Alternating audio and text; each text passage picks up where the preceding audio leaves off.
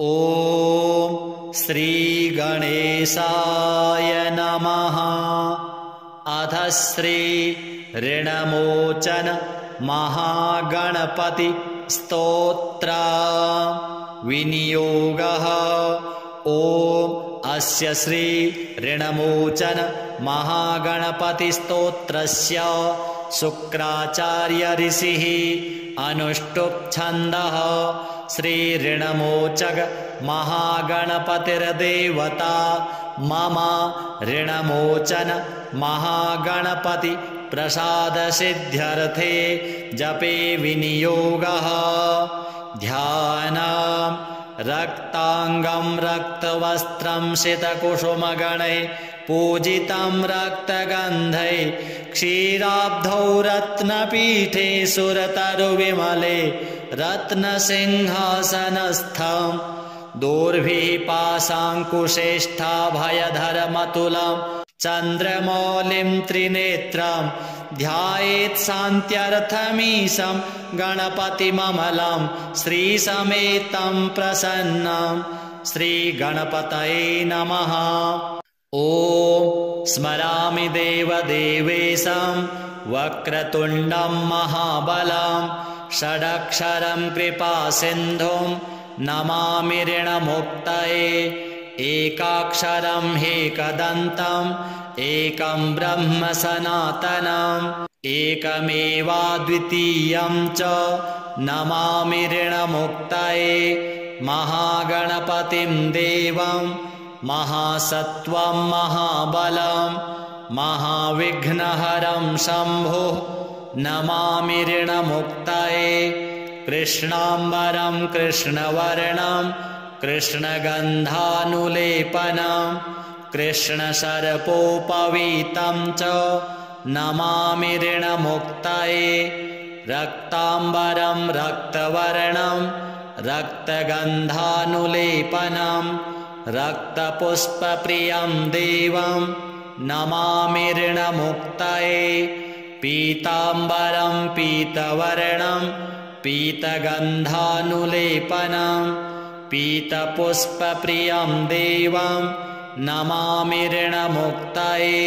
धूम्राम्बरं धूम्रवर्णं धूम्रगन्धानुलेपनं होमधूमप्रियं देवं नमामि ऋणमुक्तये। भालनेत्रं भालचन्द्रं पाशाङ्कुशधरं विभुं चामरालङ्कृतं देवं नमामि ऋणमुक्तये। इदं तु ऋणहरं स्तोत्रं सन्ध्यायां यः पठेन्नरः षड्मासाभ्यन्तरेणैव ऋणमुक्तो भविष्यति। श्रीमहागणपति देवार्पणमस्तु। स्मरामि देवदेवेशं वक्रतुण्डं महाबलं षडक्षरं कृपासिन्धुं नमामि ऋणमुक्तये। एकाक्षरं ह्येकदन्तम् एकं ब्रह्म सनातनम् एकमेवाद्वितीयं च नमामि ऋणमुक्तये। महागणपतिं देवं महासत्त्वं महाबलं महाविघ्नहरं शम्भुः नमामि ऋणमुक्तये। कृष्णाम्बरं कृष्णवर्णं कृष्णगन्धानुलेपनं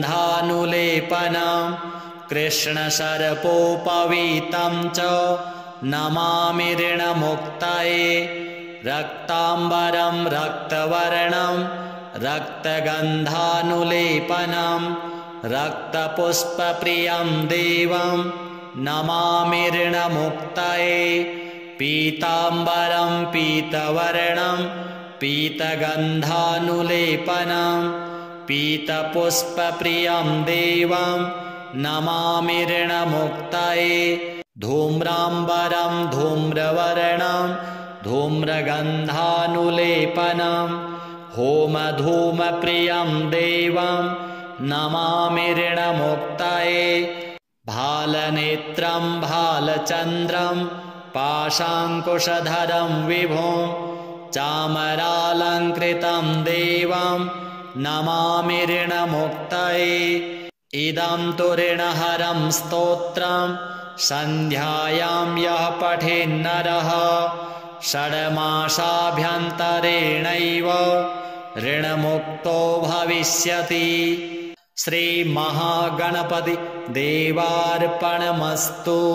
स्मरामि देवदेवेशं वक्रतुण्डं महाबलं षडक्षरं कृपासिन्धुं नमामि ऋणमुक्तये एकाक्षरं ह्येकदन्तम् एकं ब्रह्म सनातनम् एकमेवाद्वितीयं च नमामि ऋणमुक्तये महागणपतिं देवं महासत्त्वं महाबलं महाविघ्नहरं शम्भुः नमामि ऋणमुक्तये कृष्णाम्बरं कृष्णवर्णं कृष्णगन्धानुलेपनं कृष्णसर्पोपवीतं च नमामि ऋणमुक्तये रक्ताम्बरं रक्तवर्णं रक्तगन्धानुलेपनं रक्तपुष्पप्रियं देवं नमामि ऋणमुक्तये पीताम्बरं पीतवर्णं पीतगन्धानुलेपनं पीतपुष्पप्रियं देवं नमामि ऋणमुक्तये धूम्राम्बरं धूम्रवर्णं धूम्रगन्धानुलेपनं होमधूमप्रियं देवं नमामि ऋणमुक्तये भालनेत्रं भालचन्द्रं पाशाङ्कुशधरं विभुं चामरालङ्कृतं देवं नमामि ऋणमुक्तये इदं तु ऋणहरं स्तोत्रं सन्ध्यायां यः पठेन्नरः षड्मासाभ्यन्तरेणैव ऋणमुक्तो भविष्यति। श्रीमहागणपति देवार्पणमस्तु। स्मरामि देवदेवेशं वक्रतुण्डं महाबलं षडक्षरं कृपासिन्धुं नमामि ऋणमुक्तये एकाक्षरं ह्येकदन्तम् एकं ब्रह्म सनातनम् एकमेवाद्वितीयं च नमामि ऋणमुक्तये महागणपतिं देवं महासत्त्वं महाबलं महाविघ्नहरं शम्भुः नमामि ऋणमुक्तये कृष्णाम्बरं कृष्णवर्णं कृष्णगन्धानुलेपनं कृष्णसर्पोपवीतं च नमामि ऋणमुक्तये रक्ताम्बरं रक्तवर्णं रक्तगन्धानुलेपनं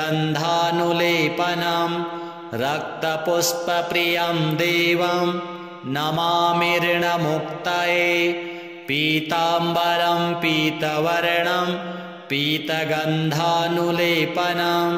पीतपुष्पप्रियं देवं नमामि ऋणमुक्तये धूम्राम्बरं धूम्रवर्णं धूम्रगन्धानुलेपनं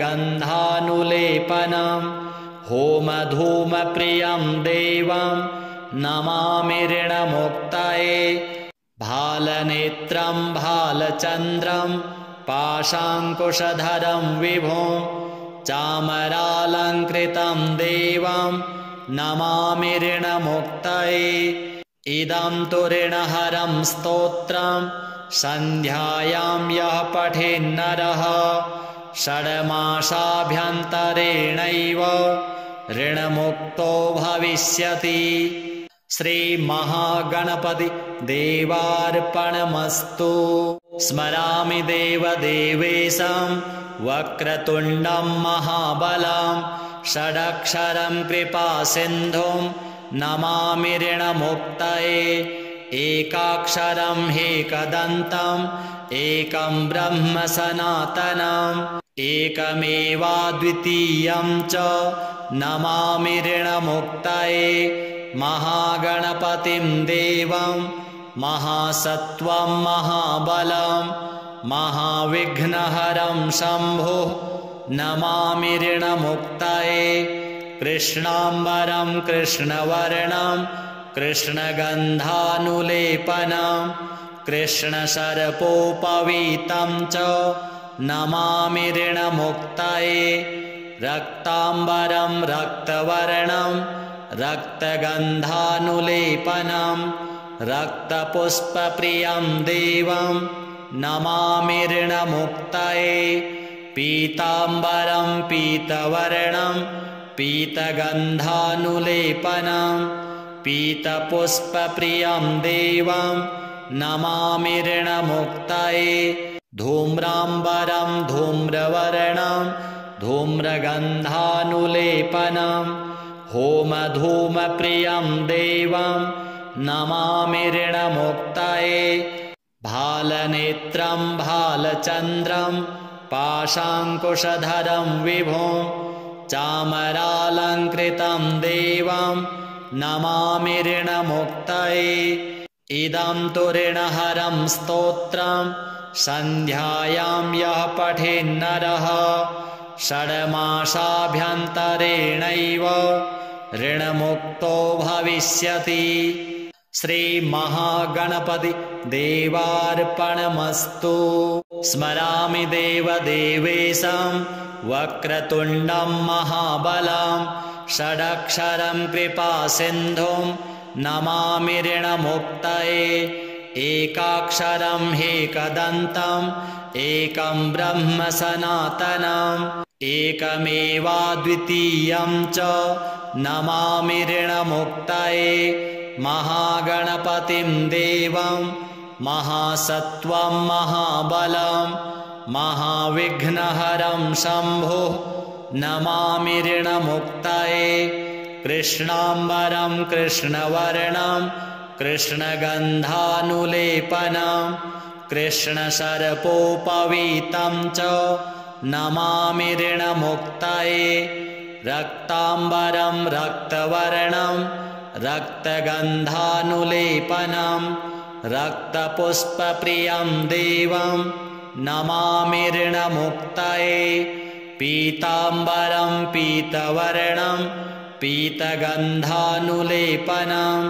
पीतपुष्पप्रियं देवं नमामि ऋणमुक्ताये धूम्राम्बरं धूम्रवर्णं धूम्रगन्धानुलेपनं होमधूमप्रियं देवं नमामि ऋणमुक्ताये भालनेत्रं भालचन्द्रं पाशाङ्कुशधरं विभुं चामरालङ्कृतं देवं नमामि ऋणमुक्ताये इदं तु ऋणहरं स्तोत्रं सन्ध्यायां यः पठेन्नरः षड्मासाभ्यन्तरेणैव ऋणमुक्तो भविष्यति। श्रीमहागणपति देवार्पणमस्तु। स्मरामि देवदेवेशं वक्रतुण्डं महाबलं षडक्षरं कृपासिन्धुं नमामि ऋणमुक्ताये एकाक्षरं ह्येकदन्तम् एकं ब्रह्म सनातनम् एकमेवाद्वितीयं च नमामि ऋणमुक्ताये महागणपतिं देवं महासत्त्वं महाबलं महाविघ्नहरं शम्भुः नमामि ऋणमुक्ताये कृष्णाम्बरं कृष्णवर्णं कृष्णगन्धानुलेपनं कृष्णसर्पोपवीतं च नमामि ऋणमुक्ताये रक्ताम्बरं रक्तवर्णं रक्तगन्धानुलेपनं रक्तपुष्पप्रियं देवं नमामि ऋणमुक्ताये पीताम्बरं पीतवर्णं पीतगन्धानुलेपनं पीतपुष्पप्रियं देवं नमामि ऋणमुक्ताये धूम्राम्बरं धूम्रवर्णं धूम्रगन्धानुलेपनं होमधूमप्रियं देवं नमामि ऋणमुक्ताये भालनेत्रं भालचन्द्रं पाशाङ्कुशधरं विभुं चामरालङ्कृतं देवं नमामि ऋणमुक्तये इदं तु ऋणहरं स्तोत्रं सन्ध्यायां यः पठेन्नरः षड्मासाभ्यन्तरेणैव ऋणमुक्तो भविष्यति। श्रीमहागणपति देवार्पणमस्तु। स्मरामि देवदेवेशं वक्रतुण्डं महाबलं षडक्षरं कृपासिन्धुं नमामि ऋणमुक्तये एकाक्षरं ह्येकदन्तम् एकं ब्रह्म सनातनम् एकमेवाद्वितीयं च नमामि ऋणमुक्तये महागणपतिं देवं महासत्त्वं महाबलं महाविघ्नहरं शम्भुः नमामि ऋणमुक्तये कृष्णाम्बरं कृष्णवर्णं कृष्णगन्धानुलेपनं कृष्णसर्पोपवीतं च नमामि ऋणमुक्तये रक्ताम्बरं रक्तवर्णं रक्तगन्धानुलेपनं रक्तपुष्पप्रियं देवं नमामि ऋणमुक्तये पीताम्बरं पीतवर्णं पीतगन्धानुलेपनं पीतपुष्पप्रियं देवं नमामि ऋणमुक्तये धूम्राम्बरं धूम्रवर्णं धूम्रगन्धानुलेपनं होमधूमप्रियं देवं नमामि ऋणमुक्तये भालनेत्रं भालचन्द्रं पाशाङ्कुशधरं विभुं चामरालङ्कृतं देवं नमामि ऋणमुक्तये इदं तु ऋणहरं स्तोत्रं सन्ध्यायां यः पठेन्नरः षड्मासाभ्यन्तरेणैव ऋणमुक्तो भविष्यति। श्रीमहागणपति देवार्पणमस्तु।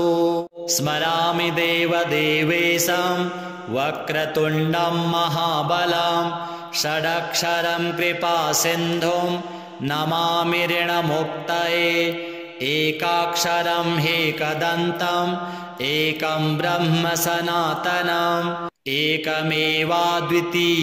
च नमामि ऋणमुक्तये महागणपतिं देवं महासत्त्वं महाबलं महाविघ्नहरं शम्भुः नमामि ऋणमुक्तये कृष्णाम्बरं कृष्णवर्णं कृष्णगन्धानुलेपनं कृष्णसर्पोपवीतं च नमामि ऋणमुक्तये रक्ताम्बरं रक्तवर्णं रक्तगन्धानुलेपनं रक्तपुष्पप्रियं देवं नमामि ऋणमुक्तये पीताम्बरं पीतवर्णं पीतगन्धानुलेपनं पीतपुष्पप्रियं देवं नमामि ऋणमुक्तये धूम्राम्बरं धूम्रवर्णं धूम्रगन्धानुलेपनं होमधूमप्रियं देवं नमामि ऋणमुक्तये भालनेत्रं भालचन्द्रं पाशाङ्कुशधरं विभुं चामरालङ्कृतं देवं नमामि ऋणमुक्तये इदं तु ऋणहरं स्तोत्रं सन्ध्यायां यः पठेन्नरः षड्मासाभ्यन्तरेणैव ऋणमुक्तो भविष्यति। श्रीमहागणपति देवार्पणमस्तु।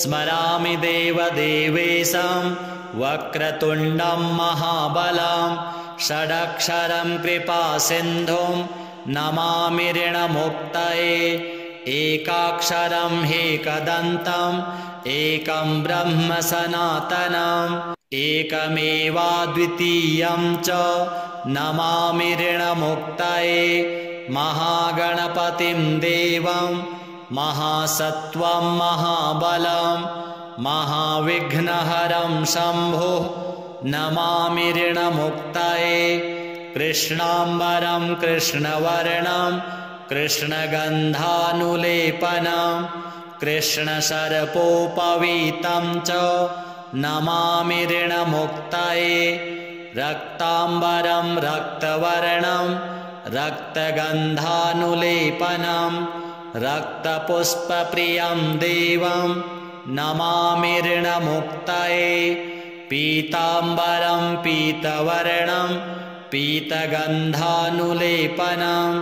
पीतपुष्पप्रियं देवं नमामि ऋणमुक्तये धूम्राम्बरं धूम्रवर्णं धूम्रगन्धानुलेपनं होमधूमप्रियं देवं नमामि ऋणमुक्तये भालनेत्रं भालचन्द्रं पाशाङ्कुशधरं विभुं चामरालङ्कृतं देवं नमामि ऋणमुक्तये इदं तु ऋणहरं स्तोत्रं सन्ध्यायां यः पठेन्नरः षड्मासाभ्यन्तरेणैव ऋणमुक्तो भविष्यति। श्रीमहागणपति देवार्पणमस्तु। स्मरामि देवदेवेशं वक्रतुण्डं महाबलं षडक्षरं कृपासिन्धुं नमामि ऋणमुक्तये एकाक्षरं ह्येकदन्तम् एकं ब्रह्म सनातनम् एकमेवाद्वितीयं च नमामि ऋणमुक्तये महागणपतिं देवं महासत्त्वं महाबलं महाविघ्नहरं शम्भुः नमामि ऋणमुक्तये कृष्णाम्बरं कृष्णवर्णं कृष्णगन्धानुलेपनं कृष्णसर्पोपवीतं च नमामि ऋणमुक्तये रक्ताम्बरं रक्तवर्णं रक्तगन्धानुलेपनं रक्तपुष्पप्रियं देवं नमामि ऋणमुक्तये पीताम्बरं पीतवर्णं पीतगन्धानुलेपनं पीतपुष्पप्रियं देवं नमामि ऋणमुक्तये धूम्राम्बरं धूम्रवर्णं धूम्रगन्धानुलेपनं होमधूमप्रियं देवं नमामि ऋणमुक्तये भालनेत्रं भालचन्द्रं पाशाङ्कुशधरं विभुं चामरालङ्कृतं देवं नमामि ऋणमुक्तये इदं तु ऋणहरं स्तोत्रं सन्ध्यायां यः पठेन्नरः षड्मासाभ्यन्तरेणैव ऋणमुक्तो भविष्यति। श्रीमहागणपति देवार्पणमस्तु। स्मरामि देवदेवेशं वक्रतुण्डं महाबलं षडक्षरं कृपासिन्धुं नमामि ऋणमुक्तये एकाक्षरं ह्येकदन्तम् एकं ब्रह्म सनातनम् एकमेवाद्वितीयं च नमामि ऋणमुक्तये महागणपतिं देवं महासत्त्वं महाबलं महाविघ्नहरं शम्भुः नमामि ऋणमुक्तये कृष्णाम्बरं कृष्णवर्णं कृष्णगन्धानुलेपनं कृष्णसर्पोपवीतं च नमामि ऋणमुक्तये रक्ताम्बरं रक्तवर्णं रक्तगन्धानुलेपनं रक्तपुष्पप्रियं देवं नमामि ऋणमुक्तये पीताम्बरं पीतवर्णं पीतगन्धानुलेपनं पीतपुष्पप्रियं देवं नमामि ऋणमुक्तये धूम्राम्बरं धूम्रवर्णं धूम्रगन्धानुलेपनं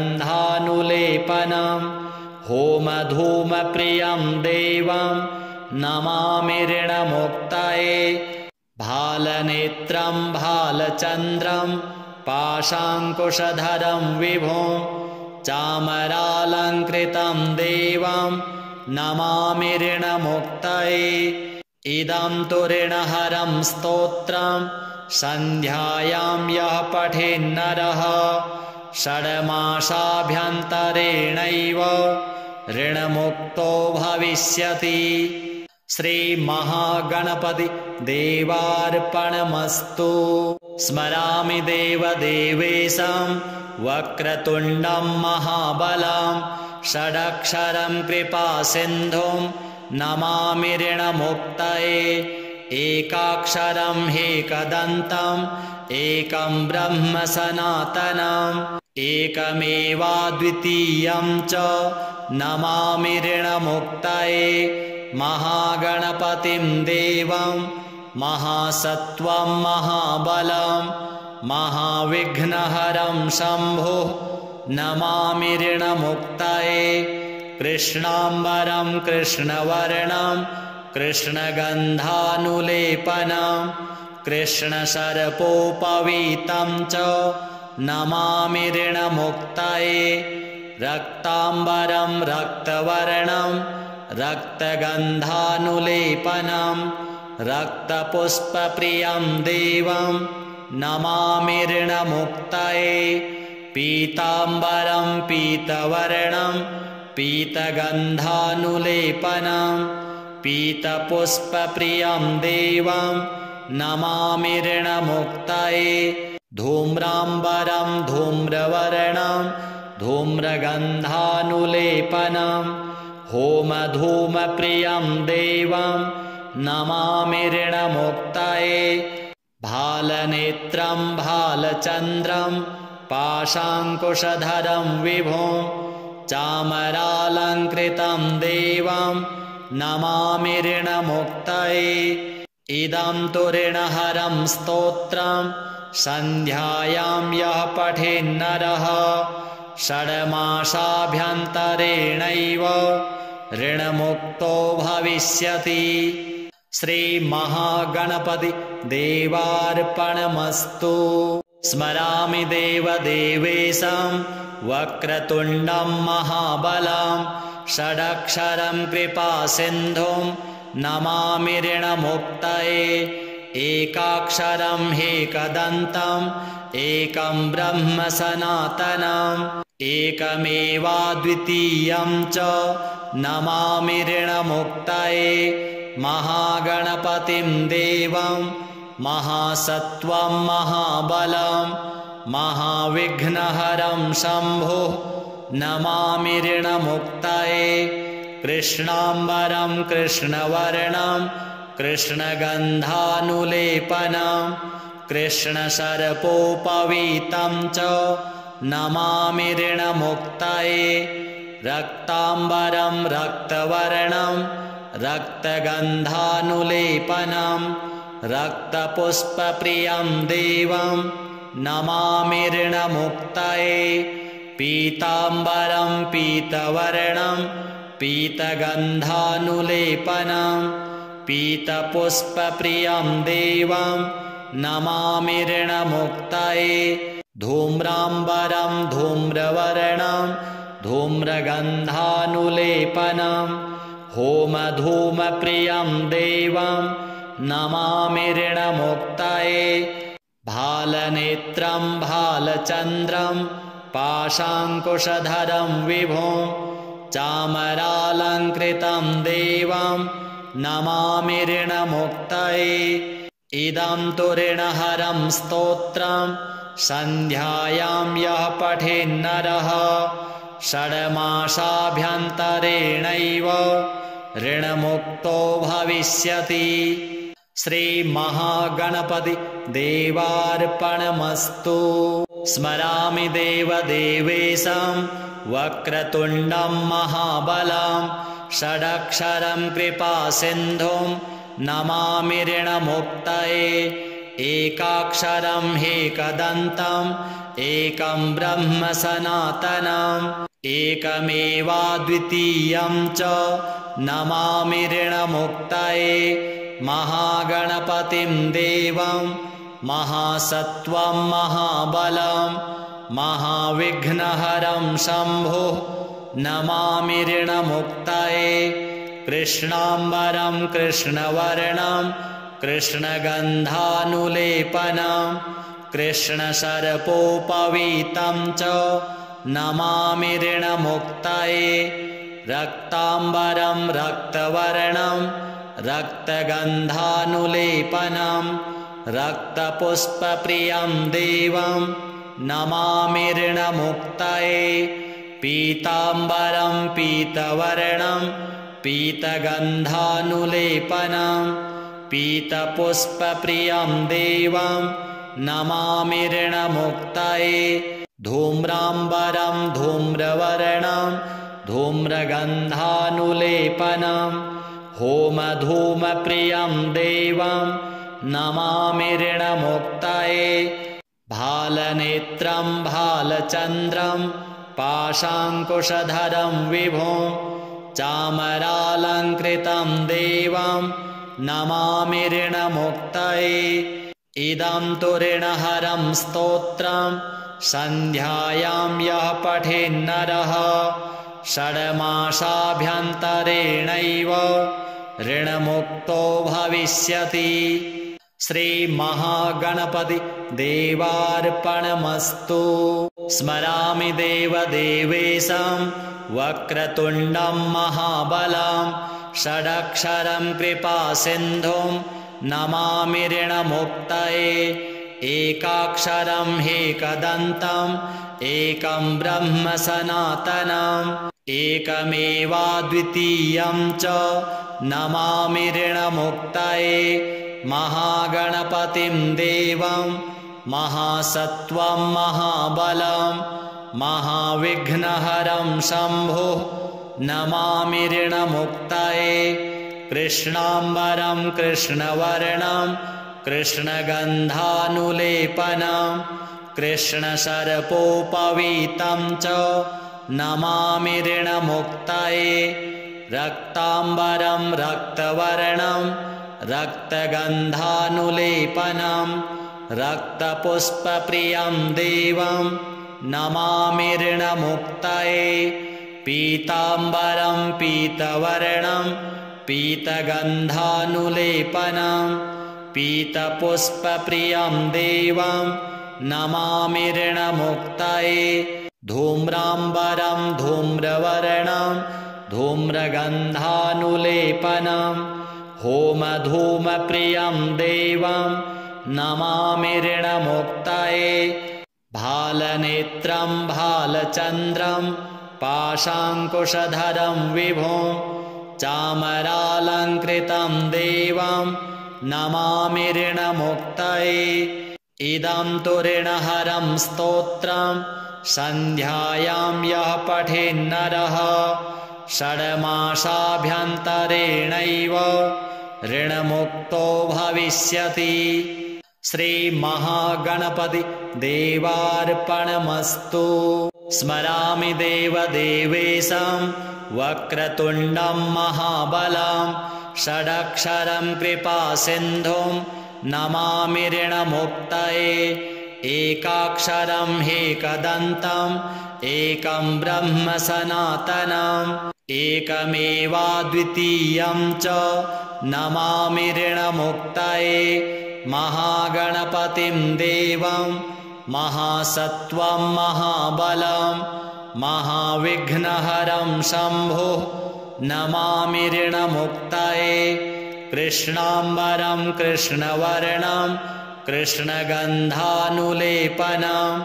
कृष्णसर्पोपवीतं च नमामि ऋणमुक्तये रक्ताम्बरं रक्तवर्णं रक्तगन्धानुलेपनं रक्तपुष्पप्रियं देवं नमामि ऋणमुक्तये पीताम्बरं पीतवर्णं पीतगन्धानुलेपनं पीतपुष्पप्रियं देवं नमामि ऋणमुक्तये धूम्राम्बरं धूम्रवर्णं धूम्रगन्धानुलेपनं होमधूमप्रियं देवं नमामि ऋणमुक्तये भालनेत्रं भालचन्द्रं पाशाङ्कुशधरं विभुं चामरालङ्कृतं देवं नमामि ऋणमुक्तये इदं तु ऋणहरं स्तोत्रं सन्ध्यायां यः पठेन्नरः षड्मासाभ्यन्तरेणैव ऋणमुक्तो भविष्यति। श्रीमहागणपति देवार्पणमस्तु।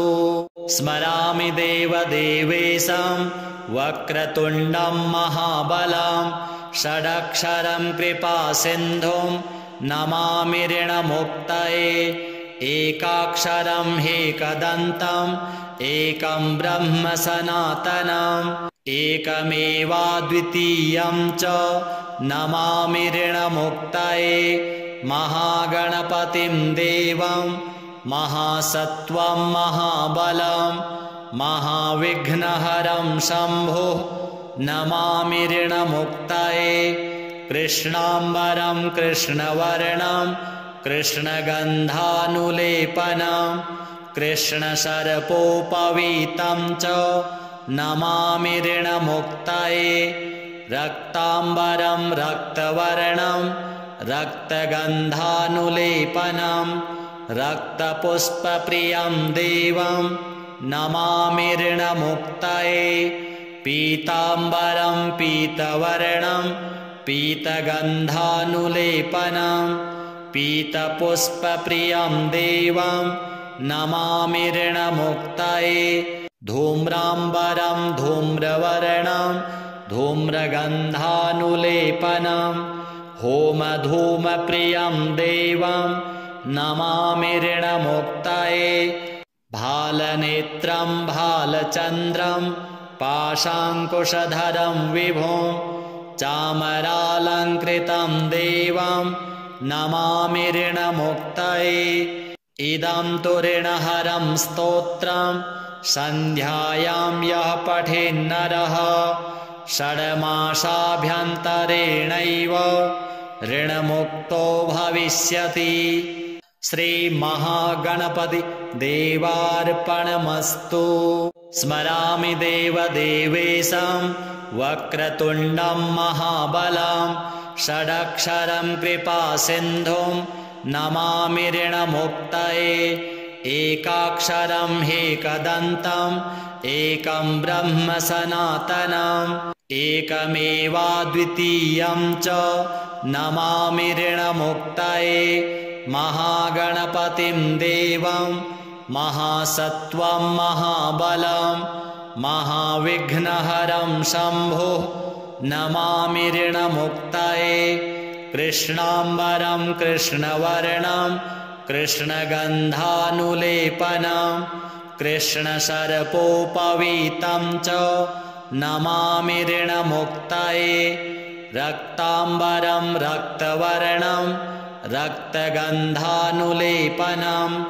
रक्तपुष्पप्रियं देवं नमामि ऋणमुक्तये पीताम्बरं पीतवर्णं पीतगन्धानुलेपनं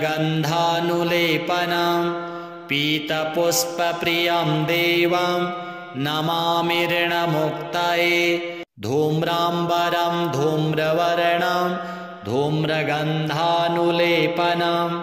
होमधूमप्रियं देवं नमामि ऋणमुक्तये भालनेत्रं भालचन्द्रं पाशाङ्कुशधरं विभुं चामरालङ्कृतं देवं नमामि ऋणमुक्तये इदं तु ऋणहरं स्तोत्रं सन्ध्यायां यः पठेन्नरः षड्मासाभ्यन्तरेणैव ऋणमुक्तो भविष्यति। श्रीमहागणपति देवार्पणमस्तु। स्मरामि देवदेवेशं वक्रतुण्डं महाबलं षडक्षरं कृपासिन्धुं नमामि ऋणमुक्तये एकाक्षरं ह्येकदन्तम् एकं ब्रह्म सनातनम् एकमेवाद्वितीयं च नमामि ऋणमुक्तये महागणपतिं देवं महासत्त्वं महाबलं महाविघ्नहरं शम्भुः नमामि ऋणमुक्तये कृष्णाम्बरं कृष्णवर्णं कृष्णगन्धानुलेपनं कृष्णसर्पोपवीतं च नमामि ऋणमुक्तये रक्ताम्बरं रक्तवर्णं रक्तगन्धानुलेपनं रक्तपुष्पप्रियं देवं नमामि ऋणमुक्तये पीताम्बरं पीतवर्णं पीतगन्धानुलेपनं पीतपुष्पप्रियं देवं नमामि ऋणमुक्तये धूम्राम्बरं धूम्रवर्णं धूम्रगन्धानुलेपनं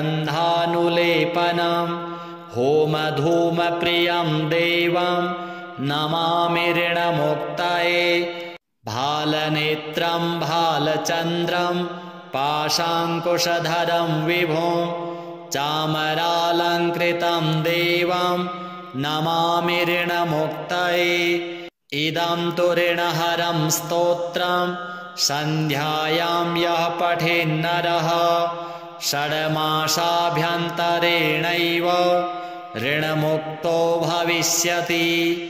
श्रीमहागणपति देवार्पणमस्तु। स्मरामि देवदेवेशं वक्रतुण्डं महाबलं षडक्षरं कृपासिन्धुं नमामि ऋणमुक्तये एकाक्षरं ह्येकदन्तम् एकं ब्रह्म सनातनम् एकमेवाद्वितीयं च नमामि ऋणमुक्तये महागणपतिं देवं महासत्त्वं महाबलं महाविघ्नहरं शम्भुः नमामि ऋणमुक्तये कृष्णाम्बरं कृष्णवर्णं कृष्णगन्धानुलेपनं कृष्णसर्पोपवीतं च नमामि ऋणमुक्तये रक्ताम्बरं रक्तवर्णं रक्तगन्धानुलेपनं रक्तपुष्पप्रियं देवं नमामि ऋणमुक्तये पीताम्बरं पीतवर्णं पीतगन्धानुलेपनं पीतपुष्पप्रियं देवं नमामि ऋणमुक्तये धूम्राम्बरं धूम्रवर्णं धूम्रगन्धानुलेपनं